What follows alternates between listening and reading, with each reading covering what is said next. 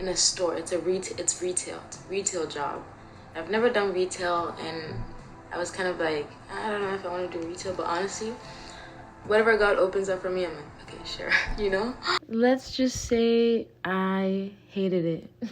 I mean, I did look cute going into my very first shift, but right after that shift, I came home and cried to my mother. So then I took it upon myself to start looking for a new job the very next morning. And lo and behold, I found a job opening that morning that sounded so cool and exciting and big girl jobby in the fashion industry. It looked amazing, so I applied and I got an interview the very next day. Let me drink some water. I want to read a little before my job interview because I feel like this book is very inspirational. This is More Than Enough by Elaine Welteroth.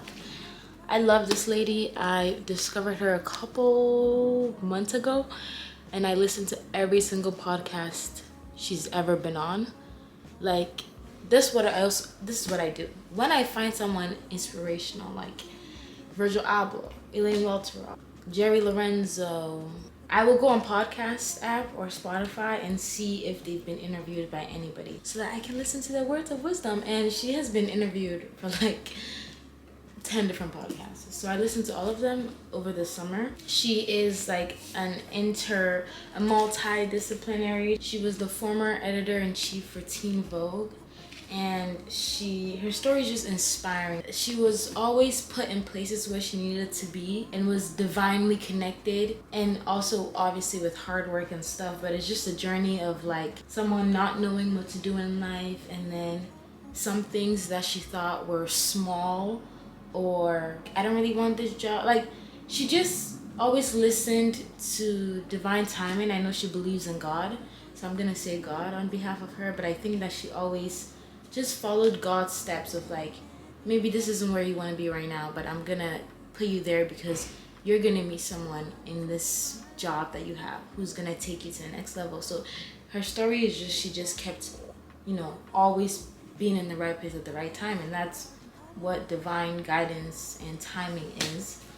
So I like her story. I want to read this highly empowering book for like maybe the next 20 minutes. Maybe I'm gonna read like a chapter, and then after I'm going to get ready for my interview. I'm gonna do my makeup, put on a nice outfit, practice my answers and stuff. I do have a job. I just it's the fact that I didn't tell you guys. I had my second ever shift yesterday, and for my sake, I'm just going to say it was an experience. It's been an experience. I did full-blown cry after my first shift. I came home and just sobbed. But I don't think it was really about the job. I think it was just about like, I was just overwhelmed, and oh, maybe I shouldn't say that I have a job interview while I have a job. Can I say that? Maybe I shouldn't say that.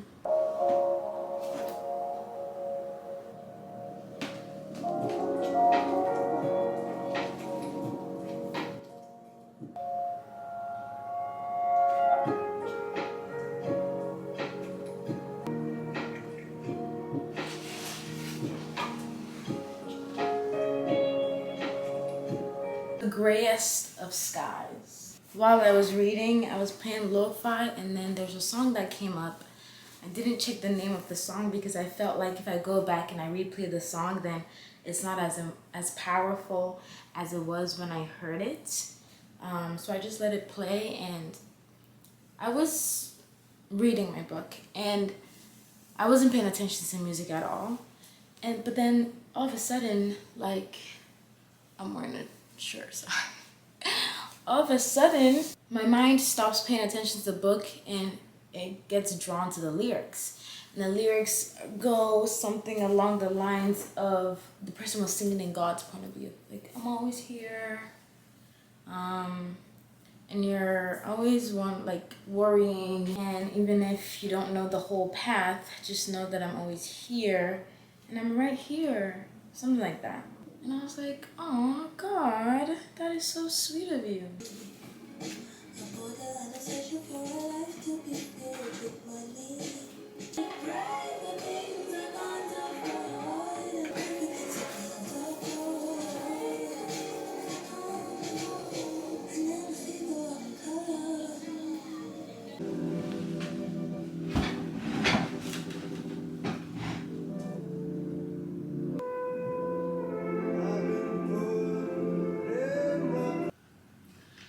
Hi.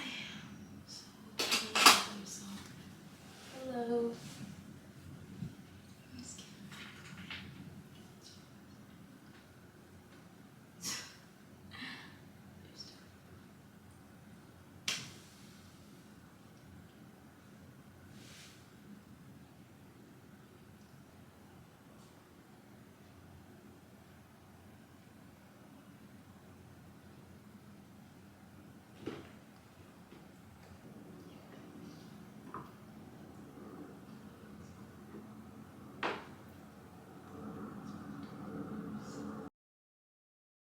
When all that stuff happened to Job, right?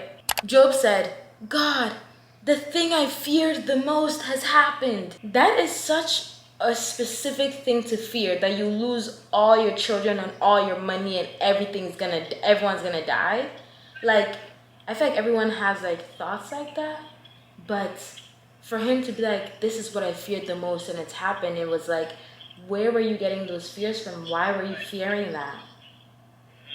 You know? Isn't it everyone's worst fear that everything they have would be lost?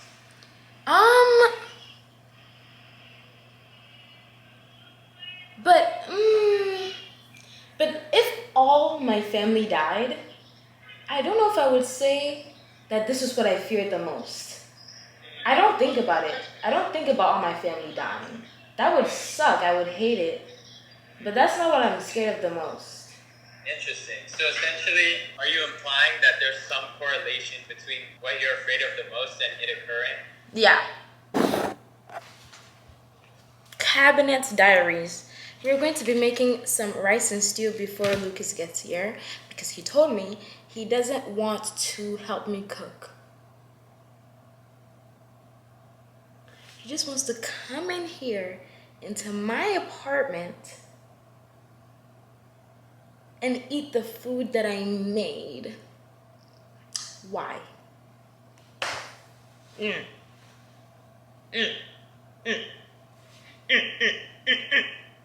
Anyway, the interview went really, really well. Like, I really loved that conversation.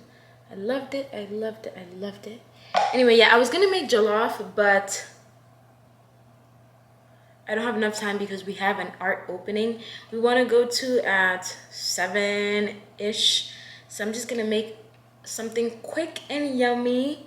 I'm gonna make rice with tomato stew and some fried beef as like the protein of choice. So let's start. I'm gonna try and make like a cinematic cooking montage, but we'll see how that goes.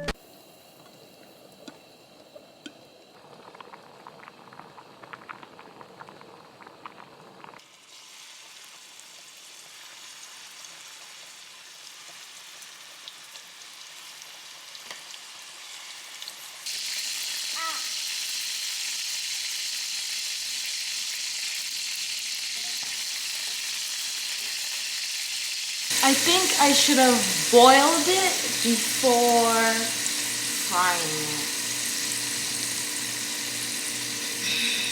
Now we're gonna prep for the tomato stew. I have half a jar of tomato paste, a can, and half of tomato sauce, an actual tomato, onions. I don't know what else I want to put in it. I don't want to put carrots. I don't want to put broccoli.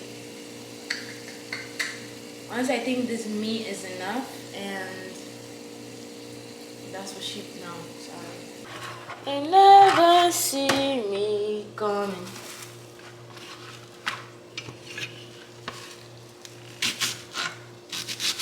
My job where they move on.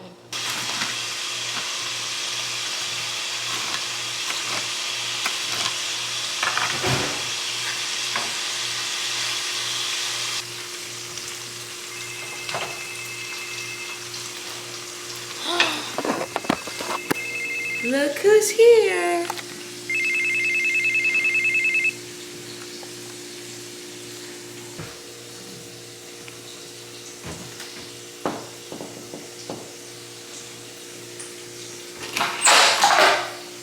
Hello. Hello. Wow, is that a first for you?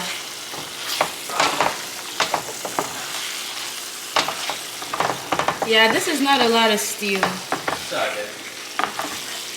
It's gonna be delicious. If we put a little chicken stock in it, it'll make it more. Oh, let's do that. Added some chicken stock, so that definitely made the stew much more. Let's just have And I am happy about that. It tastes good and smells amazing. that. Way more than this one.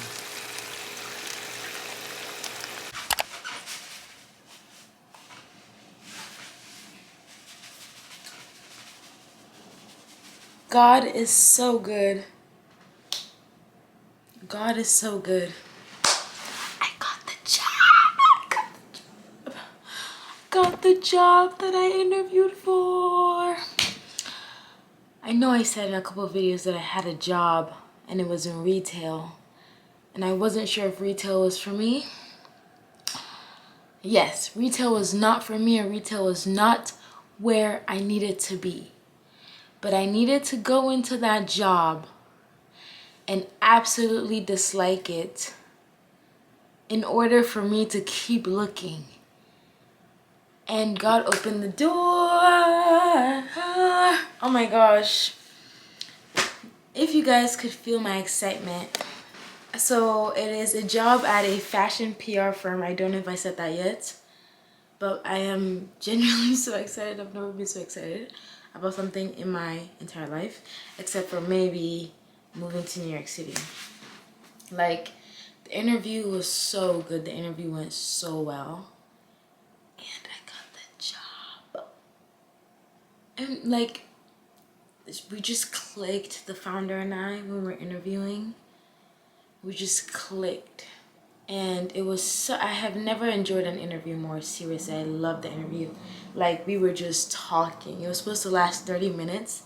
The interview lasted an hour and like 10 minutes because we just couldn't stop talking. And she was like, I love you. And I was like, I love you. We didn't actually say that, but we really did like each other. And I start next week. Like, I don't feel bad about only working one shift and saying bye-bye because you just know where I'm meant to be. With that being said, say hello to your new fashion PR girl. Oh yeah. Okay, I ordered pho to celebrate. For some reason, I'm always shocked when they give me like raw beef. And I know that's what pho is, but like, why is the beef raw? Anyway, yeah, we're gonna celebrate with some pho and some Abbott Elementary, cause I got a job in the fashion industry.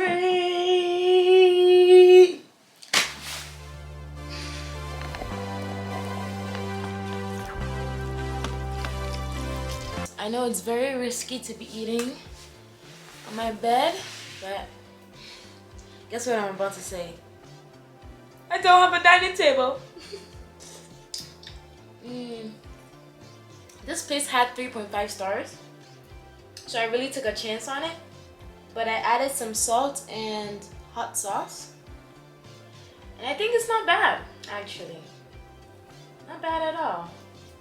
I decided to go for pho, not ramen today, because I'm not tired of ramen, don't get me wrong. But I do think pho is always needed for some celebration. I need to wash my sheets tomorrow. I took it as an opportunity to grow. Not physically, of course, because I can't reach the top shelves in my apartment.